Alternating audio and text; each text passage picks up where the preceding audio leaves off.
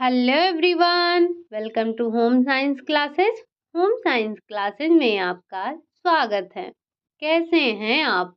आशा करती हूँ अच्छे होंगे, खुश होंगे, मस्त होंगे और पढ़ाई कर रहे होंगे।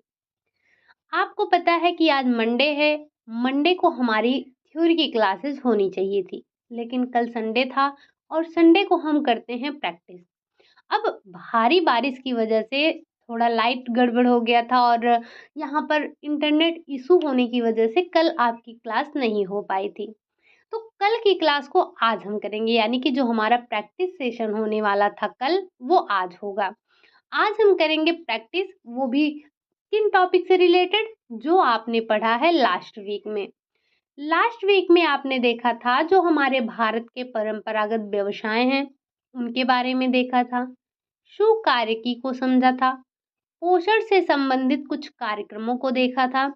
उसी के साथ साथ बालिकाओं की स्थिति समाज में सुधारने के लिए जो सरकार के द्वारा प्रयास किए गए थे, आपने उनके बारे में समझा था। इसी के साथ साथ हमने थोड़ा सा फैशन के बारे में समझा था और लास्ट में हमने देखा था स्लीप्स के बारे में। तो बस इन्हीं सभी से रिलेटेड आज आपके क्वेश्चन होने वाले हैं। तो पेन और नोटबुक लेकर बैठिएगा। जो भी कुछ नया लगे उसे नोट डाउन करते हुए चलिएगा और लास्ट में मुझे बताइएगा कि आपने कितने क्वेश्चन सही किए हैं। चलिए बढ़ते हैं हम आज के अपने पहले क्वेश्चन की तरफ। पहला क्वेश्चन है आपका, कार्य निष्पादन यौम किसमें सीधा संबंध है? आपको बताना है कि कार्य निष्पादन और इनमें से जो आपको 4 विकल्प दिए गए हैं, इनमें से किसका सीधा संबंध है? क्या यथार्थता का है? क्या पूर्णता का है? क्या लागत एवं गति का है या फिर उपरोक्त सभी? तो हमें पता है कि कार्य निष्पादन और जो यथार्थता है, पूर्णता है, लागत एवं गति है, इन तीनों का आपस में एक सीधा संबंध होता है। तो यहाँ पर जो आपका राइट आंसर हो जाएगा वो हो जाएगा उपरोक्त सभी। यानी कि कार्य निष्पादन में ये सभी, इन सब का सीधा संबंध होता है। ठीक। अगला क्वेश्चन है आपका, आज के जो आपके क्वेश्चन लिए गए हैं वो ज़्यादातर आपको जो एनसीईआरटी बेस्ड आपकी बुक है वहीं के क्वेश्चन है। कुछ ही क्वेश्चन इसमें सेल्फ मेड हैं। दूसरा है डॉट डॉट डॉट द्वारा कर्मचारियों की उत्पादकता को बढ़ाया जा सकता है। मतलब कि इनमें से ऐसा क्या है जिसके द्वारा आप कर्मचारियों की उत्पादकता को बढ़ा सकते हैं? क्या कड़ाई से नियमों का पालन करने के द्वारा, कठिन अनुशासन के द्वारा या फिर उचित प्रशिक्षण के द्वारा या उपरोक्त सभी? क्या इन तीनों के द्वारा आप कर्मचारियों की उत्पादकता में बढ़ा सकते हैं, बढ़ोतरी ला सकते हैं? तो आपका राइट आंसर होगा कि उचित प्रशिक्षण देकर। आपने पढ़ा था ना कि जो हमारे कर्मचारी हैं हम उनकी उत्पादकता को कैसे बढ़ा सकते हैं? तो उन्हें एक उचित, कह सकते हैं उचित, उनको प्रशिक्षण देकर आप उनकी जो उत्पादकता है उसको बढ़ा सकते हैं। कड़ाई से कोई नियम पालन नहीं किया जा सकता है, या ये जो कड़ाई से आप अगर नियम पालन करेंगे तो इसका मतलब ये नहीं कि आप उनकी उत्पादकता में बढ़ोतरी करेंगे ही करेंगे। साथ ही कठिन अनुशासन, ये तो हमने देखा है ना, चाहे स्कूली व्यवस्था की बात हो, चाहे आपके अनौपचारिक शिक्षा की बात हो रही हो या किसी भी व्यवसाय की बात की जा रही हो, अगर कहीं भी आपका कड़ा अनुशासन आ गया, कठिन नियम आ गए, कठिन अनुशासन हो गया, तो इन सब को हमें इग्नोर करना है। ठीक। तो आप कर्मचारियों की उत्पादकता में बढ़ोतरी के लिए क्या कर सकते हैं? तो आप उनको उचित प्रशिक्षण देकर कर्मचारियों की उत्पादकता को बढ़ा सकते हैं या फिर बढ़ाया जा सकता है। ठीक। बढ़ते हैं हम अपने अगले क्वेश्चन की तरफ। क्वेश्चन नंबर 3 है आपका, कस्तूरबा गांधी बालिका विद्यालय। ये नाम आपने सुना ही होगा, कस्तूरबा गांधी बालिका विद्यालय, KGBV। ये फुल फॉर्म भी कभी कभी पूछ लिया जाता है, तो ध्यान रखिएगा, बड़ा सिंपल सा नाम है। ठीक। क्या कस्तूरबा गांधी बालिका विद्यालय में सर्व शिक्षा अभियान मैंने आपसे पूछा था ना कि सर्व शिक्षा अभियान कब आया था, तो आप में से 2-3 लोगों ने जवाब दिया था। बहुत अच्छा लगा सुनकर कि आप अवेयर हैं, आप जो है मेहनत कर रहे हैं और जब आप सवालों का जवाब देते हैं तो यकीन मानिए मुझे बहुत अच्छा लगता है। लगता है हाँ कि जो मैं मेहनत कर रही हूँ उसका कुछ न कुछ परिणाम निकल रहा है। ठीक? तो हम यहाँ बात कर रहे हैं कस्तूरबा गांधी बालिका विद्यालय की। तो कस्तूरबा गांधी बालिका विद्यालय में सर्व शिक्षा अभियान के अंतर्गत किसे शिक्षित किया जाता है? क्या सभी बच्चों को शिक्षित किया जाता है? क्या जो प्रतिकूल परिस्थितियों में रहने वाली बालिकाएं हैं उनको शिक्षित किया जाता है? सभी बच्चों और बुजुर्गों को शिक्षित किया जाता है या सभी को वहां पर शिक्षा दी जाती है? हमने पढ़ रखा है कि जो हमारा कस्तूरबा गांधी बालिका विद्यालय है, ये ऐसी बच्चियों के लिए बनाया गया है जो प्रतिकूल परिस्थितियों में रहती हैं और किसी कारणवश वो विद्यालय में औपचारिक शिक्षा नहीं ले पाई हैं या फिर उन्हें किसी कारणवश विद्यालय को छोड़ना पड़ा है या कोई भी वजह थी, चाहे विद्यालय छोड़ना पड़ा हो या फिर वो विद्यालय ही ना गई हों, जिन्होंने भी अपनी शिक्षा पूर्ण नहीं की है। तो ऐसी बालिकाओं के लिए ये कस्तूरबा गांधी बालिका विद्यालय खोला गया और इनमें इनको शिक्षा दी जाती है। जो प्रतिकूल परिस्थितियों में रहने वाली बालिकाएं हैं उनको यहाँ पर शिक्षा दी जाती है। तो यहाँ पर आपका राइट आंसर क्या हो जाएगा? सभी प्रतिकूल परिस्थितियों में रहने वाली बालिकाओं को यहाँ पर शिक्षा दिया जाता है। इसी के साथ साथ बुजुर्गों के लिए कोई हमने शिक्षा पढ़ा नहीं है, हमने प्रौढ़ों के लिए भले ही शिक्षा पढ़ा है। अब यहाँ अगर बात आई है प्रौढ़ शिक्षा की, तो यहाँ से आप मुझे 2 क्वेश्चन बताएंगे। पहला ये कि जो ये प्रौढ़ शिक्षा कार्यक्रम चलाया गया था, ये आपका किस वर्ष में चलाया गया? दूसरा आप ये बताएंगे कि जो ये प्रौढ़ शिक्षा है, इसमें आपने किस आयु वर्ग से किस आयु वर्ग के बच्चों या वयस्कों को रखा है? ठीक, 2 क्वेश्चन का आंसर आप मुझे देंगे। बढ़ते हैं हम अपने अगले क्वेश्चन की तरफ। क्वेश्चन नंबर 4 है आपका, प्रत्येक समाज में डॉट डॉट डॉट तय करती है कि विभिन्न जेंडर के लोग कैसा व्यवहार करेंगे। मतलब आपको ये बताना है कि जो प्रत्येक समाज है उसमें क्या तय करती है कि जो विभिन्न जेंडर के लोग हैं उनका व्यवहार कैसा करेंगे या विभिन्न जेंडर के लोग कैसा व्यवहार करेंगे। क्या ये उस समाज की आर्थिक स्थिति बताती है? क्या वहाँ का राष्ट्रीय कानून बताता है? क्या वहाँ की सामाजिक और सांस्कृतिक प्रथाएं बताती हैं या फिर उपरोक्त सभी? तो हम सब जानते हैं कि जो प्रत्येक समाज का आर्थिक स्तर, वहाँ का राष्ट्रीय कानून, वहाँ की सामाजिक और सांस्कृतिक प्रथाएं, ये सभी तय करती हैं कि विभिन्न जेंडर के लोग कैसा व्यवहार करेंगे। तो यहाँ पर आपका उपरोक्त सभी क्या होगा? राइट आंसर हो जाएगा। बढ़ते हैं हम अपने अगले क्वेश्चन की तरफ। क्वेश्चन नंबर 5 है, कह रहा है फल, सब्जियां, दालें, गेहूं आदि को डॉट डॉट डॉट फसलें कहते हैं। इनको आप कैसी फसल कहते हैं? क्या इन्हें आप मौसमी फसल कहते हैं? क्या आप इन्हें नकदी फसल कहते हैं? क्या आप इसे ग्रामीण फसल कहते हैं या फिर उपरोक्त सभी? तो ये जो आपकी फल सब्जियां हैं, दालें हैं, गेहूं हैं, इन सब को हम नकदी फसल के अंतर्गत रखते हैं या फिर इन्हें हम नकदी फसल कहते हैं। बढ़ते हैं अपने अगले क्वेश्चन की तरफ।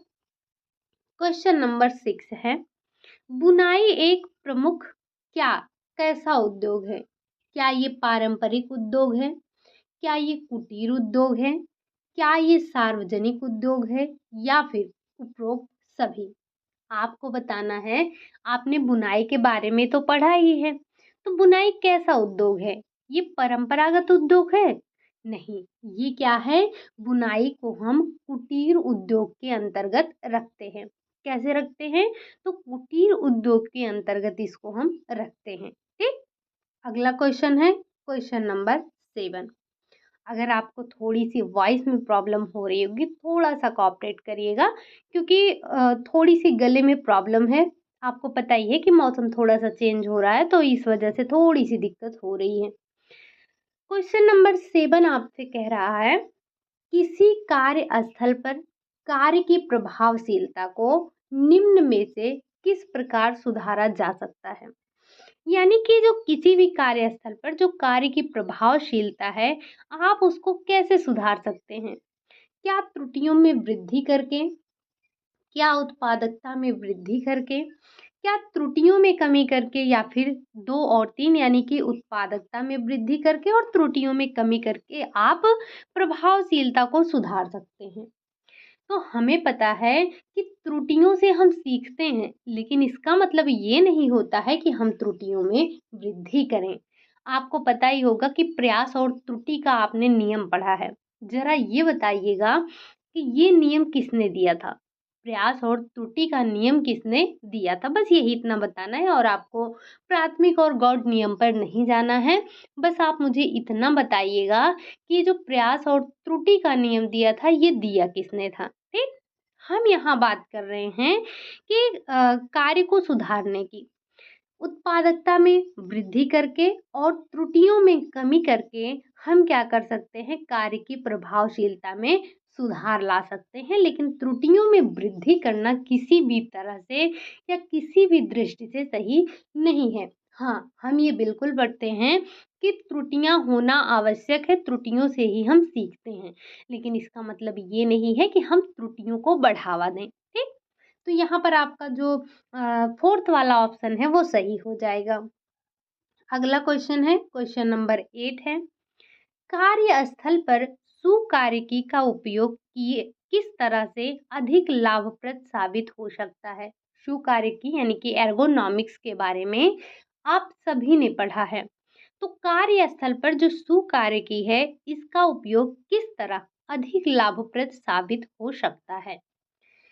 सुविधाजनक कार्य परिस्थितियां देकर, कार्यस्थल पर चोट लगना, रोजगार में असंतुष्ट, इनमें से कोई नहीं। तो हमने ये देखा है, सुकार्य की जो है ये सुविधाजनक कार्य परिस्थितियां देकर आप सुकार्य की ये आपके कार्यों में मदद करता है या लाभप्रद होता है। ये सुकार्य की आपको कार्यस्थल पर चोट लगने से बचाता है, चोट लगने की संभावना को कम करता है, रोजगार में असंतुष्टि नहीं, रोजगार में संतुष्टि दिलाता है। तो यहाँ पर जो आपका राइट ऑप्शन था कौन था?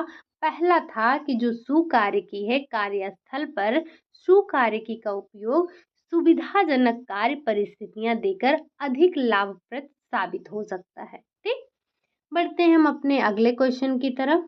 क्वेश्चन नंबर 9 है, डॉट डॉट डॉट क्या, मतलब ये जो आपको नीचे दिया गया है इसमें से क्या उन बालिकाओं को प्राथमिक शिक्षा तक आवासीय विद्यालयों में शिक्षित करने की योजना है जो कभी विद्यालय में दाखिल नहीं हुई हैं या फिर विद्यालय छोड़कर किसी भी वजह से जा चुकी हैं?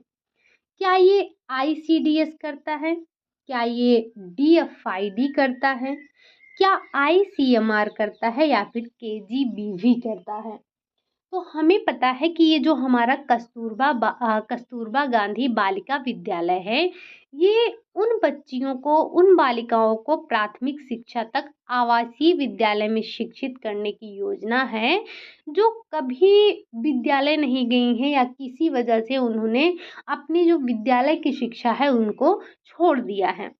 अगर हम बात करें आईसीडीएस की, तो ये तो वो अपना 0 से लेकर 6 वर्ष तक की उम्र की बात की गई है। तो यहाँ पर जो आपका राइट आंसर हो जाएगा वो हो जाएगा केजीबीवी यानी कि कस्तूरबा गांधी बालिका विद्यालय।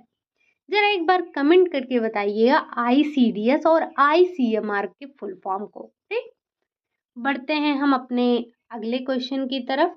क्वेश्चन नंबर 10 कह रहा है, अर्थपूर्ण कार्य क्या है? अर्थपूर्ण कार्य का क्या मतलब है? जो समाज के लिए अनुपयोगी हो, पूरी जिम्मेदारी के साथ किया गया कार्य, मानसिक संतुष्टि देने के लिए किया गया कार्य, या 2 और 3 दोनों। तो हमें पता है कि जो कार्य समाज के लिए अनुपयोगी हो वो किसी भी तरह से अर्थपूर्ण नहीं हो सकता है, स्वीकार नहीं हो सकता है जिसमें किसी की भलाई ना हो। तो कभी भी किसी भी कार्य के लिए ये अनुपयोगी शब्द अगर आ जाता है तो वो तो वैसे भी गलत हो जाता है। तो अर्थपूर्ण कार्य का जो मतलब होता है वो ये होता है कि पूरी जिम्मेदारी के साथ किया गया कार्य और दूसरा आपका मानसिक संतुष्टि के लिए किया गया कार्य, ये आपके अर्थपूर्ण कार्य कहलाते हैं। यानी कि उपरोक्त ये दोनों जो आपको दिए गए हैं ये आपके अर्थपूर्ण कार्य के अंतर्गत आते हैं। अगर आप कोई भी कार्य करते हैं और वो आपको मानसिक संतुष्टि नहीं देती है तो वो आपका कार्य किसी भी मतलब का नहीं है। जैसे आप ये मान के चलिए कि आप सारा दिन पढ़ाई कर रहे हैं और आपको ये संतुष्टि नहीं हुई, आपने जो पढ़ा ये आपको ये मतलब लगा ही नहीं कि हाँ आपने चीज़ें सही पढ़ी हैं, तो आपका दिन तो बेकार हो गया, आपकी मेहनत बेकार होगी। वो अर्थपूर्ण पढ़ाई थी? नहीं। जैसे मान लेते हैं कि घर में कोई आ रहा है, मेहमान आ रहा है, आपने खाना बनाया, आप सुबह से किचन में लगी थी, आपने 3-4 घंटे लगातार मेहमानों की खातिरदारी के लिए बनाया, पकवान बनाए, जो भी था बनाया और जब मेहमान आए पता चला उन्होंने खाना ही नहीं खाया, तो आपको संतुष्टि मिली? नहीं मिली। या आपने ऐसा खाना बनाया जो उन्होंने खाया ही नहीं, तो आपको संतुष्टि नहीं मिलेगी? संतुष्टि तो आपको तब मिलेगी जब आपने इतना मेहनत किया और उन्होंने खाना खाया होता। तो जब तक आपके कार्यों से आपको मानसिक संतुष्टि नहीं मिलती है, वो आपका अर्थपूर्ण कार्य नहीं होता है। ठीक? बढ़ते हैं हम अपने अगले क्वेश्चन की तरफ। क्वेश्चन नंबर 11 है। क्वेश्चन नंबर 11 आपसे कह रहा है कि डॉट डॉट डॉट यानी कि किसका उपयोग कार्यस्थल पर उत्पादकता बढ़ाने के लिए किया जाता है। यानी कि इनमें से आप किसका प्रयोग करेंगे अपनी कार्यस्थल पर उत्पादकता को बढ़ाने के लिए। पहला है शुभ कार्य की, दूसरा है तकनीकी अक्षमता, तीसरा है चुनौतियां और चौथा है आपका संकट। तो हमें पता है कि हम सुकार्यकी का उपयोग कार्यस्थल पर अपनी उत्पादकता को बढ़ाने के लिए करते हैं और सुकार्यकी के उपयोग से ही हमारे जो कार्यस्थल पर चोट लगने की संभावना है उसे भी हम कार्य करते हैं, उसे भी बढ़ावा दे मतलब घटाते हैं। जो चोट लगने की संभावना है उसे भी हम कम करते हैं या उसकी संभावनाओं को घटा देते हैं। अगला क्वेश्चन है क्वेश्चन नंबर 12। इनमें से किसके द्वारा उद्यमिता को अधिक प्रभावी बनाया जा सकता है। मतलब इनमें से ऐसा कौन सा है जिसके द्वारा आप उद्यमिता को अधिक प्रभावी बनाया जा सकता है। पहला है नव परिवर्तन यानी कि आविष्कार के द्वारा, घरेलू कामकाज के द्वारा, निराशावाद के द्वारा या फिर मनोरंजन के द्वारा। तो हमें पता है कि जो ये हमारा नव परिवर्तन है या जो आविष्कार है इसके द्वारा उद्यमिता को अधिक प्रभावी बनाया जा सकता है। ठीक। अगला क्वेश्चन है आपका क्वेश्चन नंबर 13 है। आपको बताना है, अब यहाँ से आपसे 2-4 क्वेश्चन जो भी होंगे वो आपके शिल्प कला से पूछे जाएंगे और हमने आपको बार बार कहा था कि ये जो आपकी हस्तशिल्प कला है ये बड़ी ही इम्पोर्टेंट है, इसे ध्यान रखिएगा और कहीं ना कहीं नोट डाउन करते हुए भी चलिएगा। तो जो हमने वहाँ पर आपको शिल्प कला लिखवाया था वहाँ पर ये आपका राजस्थान वाला छूट गया था, हालांकि हमने आपको बता दिया था और इसका ज़िक्र हमने कई बार किया है, तो ये कोई नई बात नहीं है। फिर भी आप इसे नोट डाउन ज़रूर कर लीजिएगा जहाँ पर आपने हस्तशिल्प कला को नोट डाउन किया है। आपको बताना है कि राजस्थान की किस शिल्प कला के लिए प्रसिद्ध है। यानी कि राजस्थान की कौन सी जो शिल्प कला है वो प्रसिद्ध है। क्या कठपुतली शिल्प है, क्या बांस शिल्प है, क्या शोला शिल्प है या फिर नारियल शिल्प है। तो हमें पता है कि राजस्थान की कठपुतली शिल्प जो है वो प्रसिद्ध है। अब जरा इन तीनों का भी छापिएगा कि बांस शिल्प कहाँ का प्रसिद्ध है, शोला शिल्प कहाँ का प्रसिद्ध है, साथ ही साथ नारियल शिल्प कहाँ का प्रसिद्ध है। बढ़ते हैं अपने अगले क्वेश्चन की तरफ। क्वेश्चन नंबर 14 है। निम्नलिखित में से उद्यमिता के लक्षण नहीं है। आपको बताना है कि इनमें से कौन सा एक उद्यमी व्यक्ति का लक्षण नहीं है या फिर उद्यमिता का लक्षण नहीं है। आपने पढ़ा है ना उद्यमिता के बारे में, तो जरा बताइएगा। पहला है आपका कड़ी मेहनत की इच्छा, दूसरा है कर्मचारियों के उत्पादकता को बढ़ाना, तीसरा है चोट या स्वास्थ्य संबंधी समस्या की संभावना को कम करना, या उपरोक्त सभी। तो ये जो आपकी उद्यमिता के लक्षण हैं, इनमें से कौन सा नहीं है? तो कड़ी मेहनत की इच्छा, ये आपने देखा था एक उद्यमी व्यक्ति की ये विशेषता में आपने देखा था कि कड़ी मेहनत की इच्छा उसके अंदर होनी चाहिए। दूसरा, कर्मचारियों की उत्पादकता को बढ़ाना, कर्मचारियों की उत्पादकता को बढ़ाना, ये भी उसी का लक्षण है। और तीसरा है आपका चोट लगने की संभावना को कम करना। ये आपने उद्यमिता के लक्षण में नहीं पढ़ा था, ये तो उसी दिन आपने पढ़ा था जब आपने सुकार्यकी पढ़ा था। तो ये लक्षण आपका एक उद्यमिता का लक्षण नहीं है। यहाँ पर आपका जो राइट आंसर हो जाएगा वो हो जाएगा चोट या स्वास्थ्य संबंधी समस्या की संभावना को कम करना, जो कि आपने देखा था ये सुकार्यकी की विशेषता थी या सुकार्यकी के लाभ थे। और यहाँ पर ये पूछा गया है कि जो आपका उद्यमिता के लक्षण कौन से नहीं है, तो जो आपका यही नहीं है यही आपका यहाँ पर राइट आंसर हो जाएगा। अगला क्वेश्चन है, क्वेश्चन नंबर आ जाता है आपका 15। ये नोट करिएगा, ये हमने अपने क्लास में नोट डाउन नहीं करवाया था। महिलाओं के संवैधानिक अधिकारों की सुरक्षा के लिए फैक्ट्री अधिनियम कब आया था? महिलाओं की सुरक्षा के लिए एक फैक्ट्री अधिनियम आया था, वो आपको बताना है कि कब आया था। 1940 में, 1945 में, 1948 में, या फिर 1950 में आया था। तो ये जो महिलाओं के संवैधानिक अधिकारों की सुरक्षा के लिए जो आपका फैक्ट्री अधिनियम आया था, ये आया था 1948 में। ज़रा इसे नोट डाउन करिएगा, क्योंकि ये हमारी नोटबुक में नोट नहीं है, यानी कि जो हमने नोट्स बनवाए थे उसमें ऐड नहीं है। बढ़ते हैं अगले क्वेश्चन की तरफ। एक बात मैं आपको और बता देना चाहती हूँ कि जो ये आपका प्रैक्टिस सेशन होता है, ये आपके ऐसे क्वेश्चन होते हैं जो आप पहले भी नहीं किए होते हैं। कुछ ही क्वेश्चन ऐसे होते हैं जो आपने इससे पहले जो प्रैक्टिस किया होगा उसमें मिलेंगे आपको। लेकिन ज़्यादातर क्वेश्चन आपको ऐसे मिलते हैं जो कि आपने पहले कभी नहीं किया होगा। अपने चैनल पर, इस चैनल पर तो नहीं किया है, बाकी तो वैसे किए ही होंगे, क्योंकि क्वेश्चन घुमा फिरा के वहीं से पूछे जाते हैं बुक से ही आपके, तो क्वेश्चन तो यहीं से ही बनेंगे। लेकिन आप देखेंगे तो कुछ क्वेश्चन ऐसे होते हैं जो आपके पीवाईक्यू होते हैं, कुछ जो आपके बुक में होते हैं वो सब होते हैं, और कुछ सेल्फ मेड होते हैं। तो ध्यान रखिएगा, मैं जो भी क्वेश्चन बनाती हूँ वो रिपीटेड नहीं होते हैं आपके, बिल्कुल कह सकते हैं फ्रेश क्वेश्चन होंगे। हाँ, आपने थ्योरी में उनको बहुत अच्छे से पढ़ा होगा, तो हो सकता है आपको लग रहा हो कि ये क्वेश्चन हमने किया है।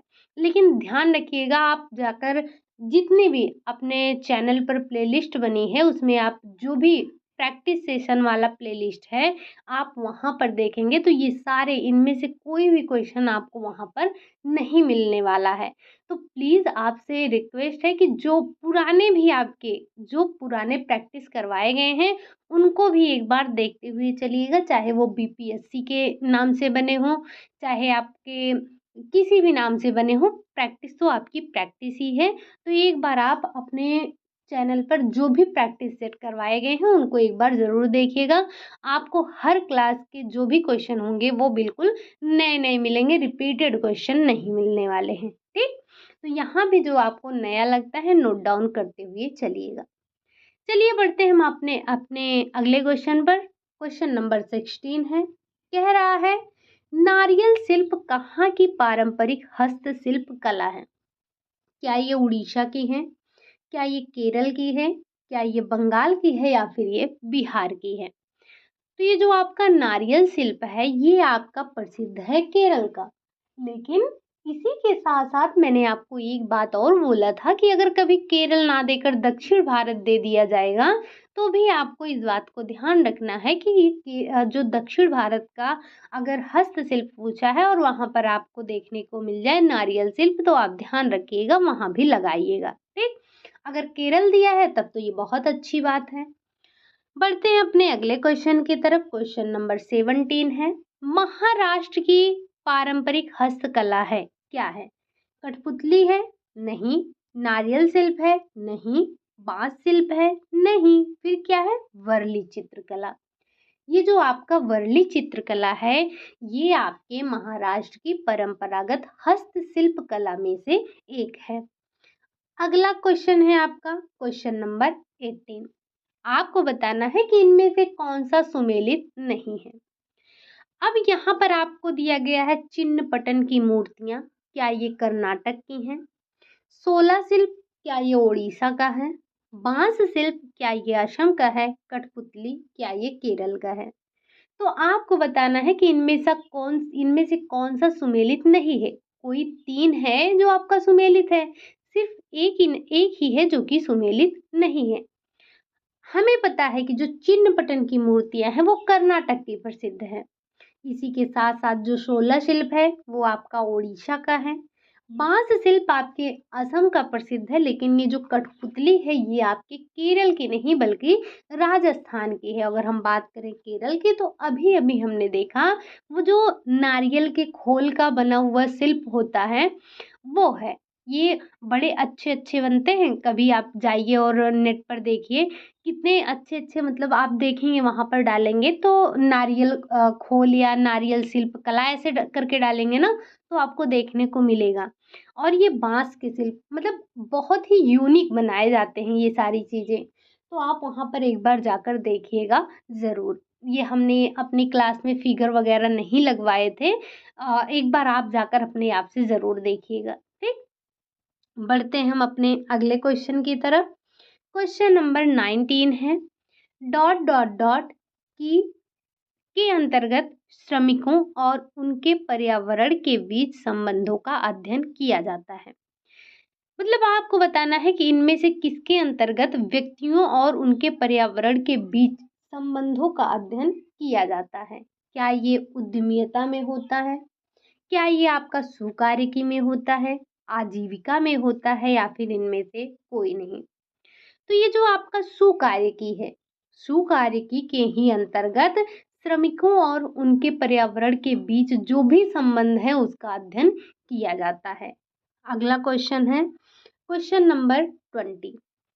अच्छा, आप लोग ये सोच रहे होंगे ना जिसके पास बुकें होंगी कि ये हमें तो अपनी कह सकते हैं हमारी जो बुकें हैं, चाहे वो होम मैनेजमेंट की हो या एक्सटेंशन एजुकेशन की हो, हमने ये सुकार्यकी वगैरह तो नहीं पढ़ा था। जी हाँ, आपने नहीं पढ़ा होगा, क्योंकि ये जो चीज़ें हैं वो हमें छोटी बुकों में मिलती हैं। और अब आप देखेंगे तो जो आपकी छोटी बुकें हैं, यानी कि जो हम बात कर रहे हैं, जो 9th 10th 11th और 12th की बुकें हैं, चाहे आप एनसीईआरटी की बात करिए, एससीईआरटी की बात करिए या सीबीएसई बोर्ड में जो बनी हैं बुकें उनको देखिए, तो अगर आप 9th से लेकर 10th तक और 12th तक की बुकें पढ़ लेते हैं, तो आपको यहीं से 30-40% चीज़ें यहीं से आपकी बनती हैं।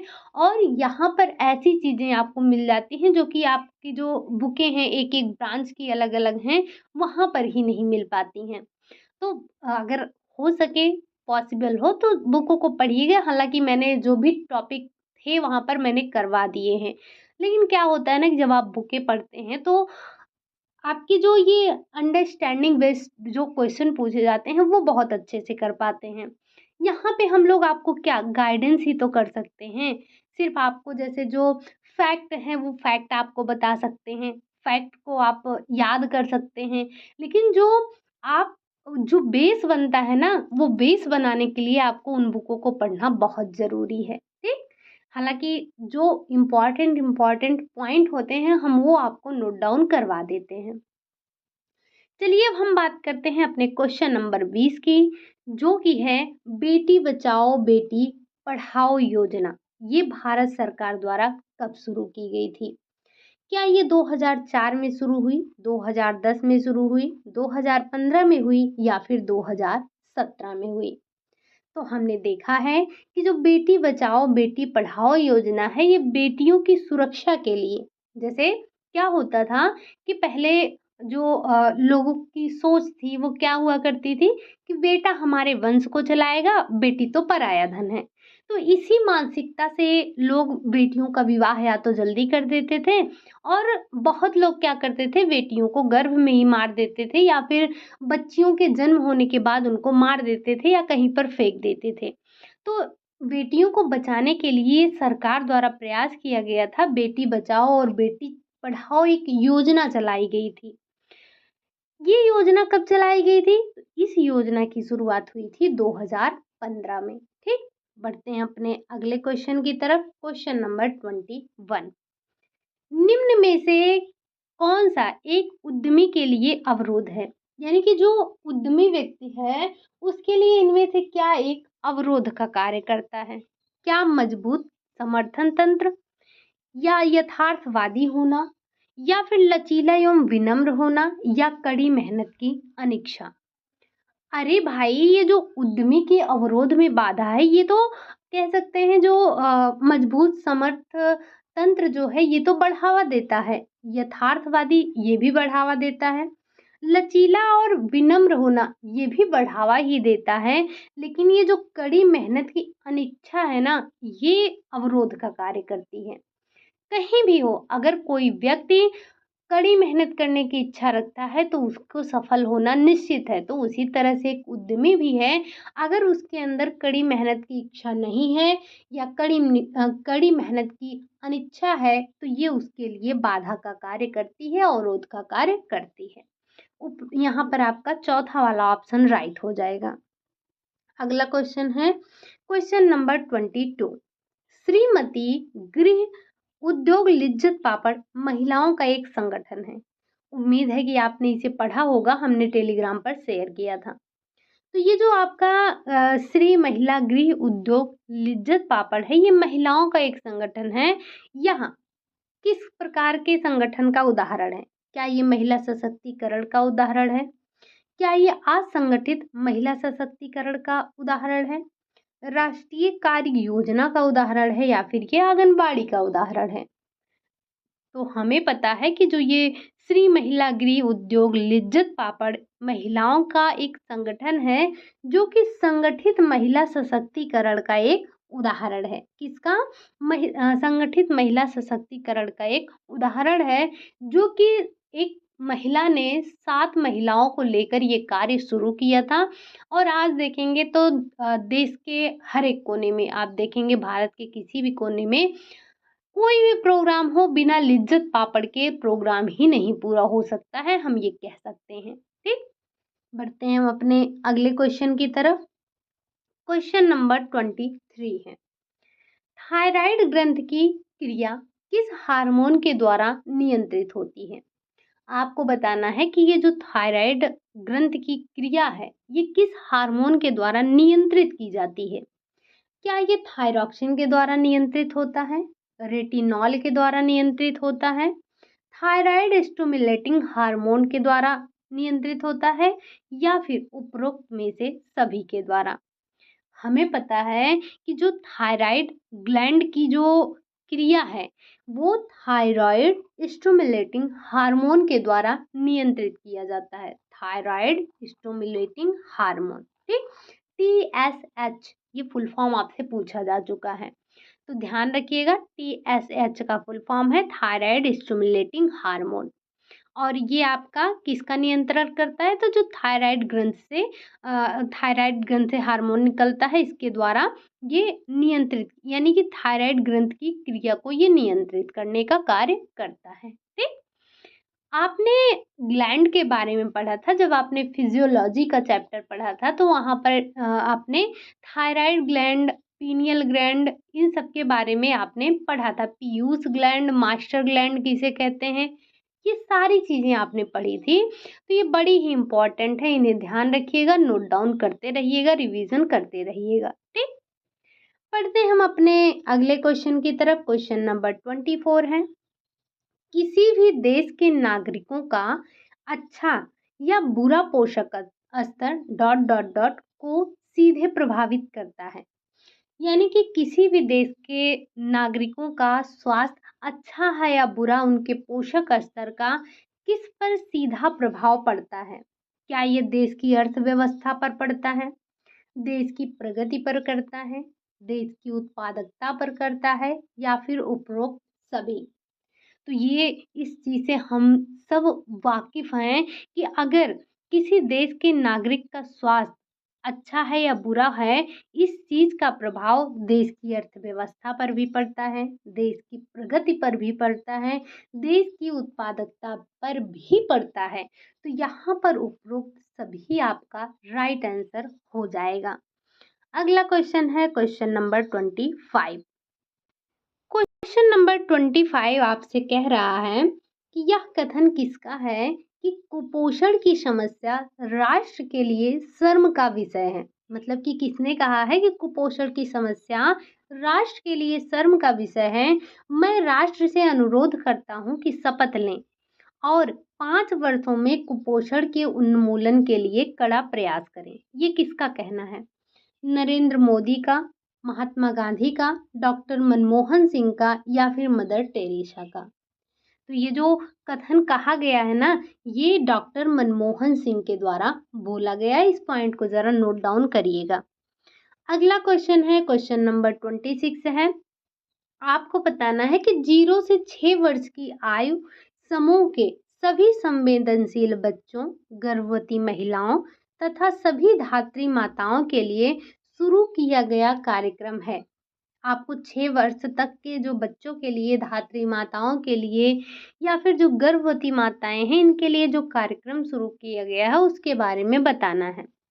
क्या ये आहार पूरक कार्यक्रम है? क्या ये पोषणहीनता का नियंत्रण कार्यक्रम है? क्या ये भोजन सुरक्षा कार्यक्रम है, या फिर ये एकीकृत बाल विकास सेवाएं हैं? तो हमें पता है, हमने इसे कहाँ पढ़ा है, जो 0 से 6 वर्ष के बच्चों के लिए, या फिर जो धात्री माताएं हैं या जो गर्भवती माताएं हैं, उनके लिए जो कार्य करती है, ये कार्यक्रम है एकीकृत बाल विकास सेवाएं, यानी कि ICDS। जरा इसके शुरुआत कब हुई थी, इसको आप एक बार बताइएगा। बढ़ते हैं हम अपने अगले क्वेश्चन की तरफ। क्वेश्चन नंबर 27 है। आपको बताना है कि विटामिन ए की कमी के कारण होने वाले अंधेपन को रोकने के लिए भारत में निम्न में से कौन से कार्यक्रम की शुरुआत की गई है? पहली बात तो आपको पता है कि विटामिन ए की कमी से सबसे पहले प्रभावित होने वाला अंग क्या है? हमारी आंखें हैं। यानी कि आंखों में अगर विटामिन ए की कमी है तो आंखों में आपके एक से एक, मतलब आंखों की कंडीशन खराब होती चली जाती है। तो इसके लिए भारत सरकार के द्वारा कार्यक्रम चलाया गया था, वो क्या है? क्या वो राष्ट्रीय रोग निरोधक कार्यक्रम है? क्या वो एकीकृत बाल विकास सेवाएं हैं, आहार पूरक कार्यक्रम है, या फिर भोजन सुरक्षा कार्यक्रम है? ये जो आपका विटामिन ए की कमी के कारण जो अंधापन हो रहा था, इसको रोकने के लिए जो भारत सरकार के द्वारा चलाया गया कार्यक्रम था, वो था राष्ट्रीय रोग निरोधक कार्यक्रम था। ठीक। अगला क्वेश्चन है क्वेश्चन नंबर 28। बच्चों, गर्भवती एवं स्तनपान करने वाले या कराने वाली, सॉरी यहाँ पर होगा कराने वाली माता के पोषण स्थिति में सुधार लाने और बच्चों एवं माताओं में एनीमिया को कम करने के उद्देश्य से राष्ट्रीय पोषण कार्यक्रम की शुरुआत कब की गई? क्वेश्चन को थोड़ा ध्यान से पढ़िएगा। जो ये बच्चे हैं, गर्भवती माताएं और स्तनपान कराने वाली माताएं हैं, इनके पोषण स्थिति में सुधार करने के लिए और बच्चों और माताओं को एनीमिया से बचाने के लिए या एनीमिया को कम करने के उद्देश्य से किस कार्यक्रम को चलाया गया? राष्ट्रीय पोषण कार्यक्रम। लेकिन ये चलाया कब गया था, आपको बताना है। क्या ये 2017 में चलाया गया, 2015 में चलाया गया, 2018 में चलाया गया, या फिर ये 2020 में चलाया गया? तो ये जो कार्यक्रम चलाया गया था, ये 2017 में चलाया गया था। ठीक। बढ़ते हैं हम अपने अगले क्वेश्चन की तरफ। क्वेश्चन नंबर 29 है। किस योजना के अंतर्गत गरीबी रेखा से नीचे जीवन यापन करने वाले मजदूरों को 2-3 किलो या 2-3 रुपए किलो की दर से राशन उपलब्ध करवाया जाता है। आपको बताना है कि वो उस योजना का नाम बताना है आपको कि जिस योजना के अंतर्गत गरीबी रेखा से नीचे जीवन यापन करने वाले जो परिवार हैं, उनको 2-3 रुपए किलो की दर से राशन उपलब्ध करवाया जाता है। क्या ये जन वितरण प्रणाली में है?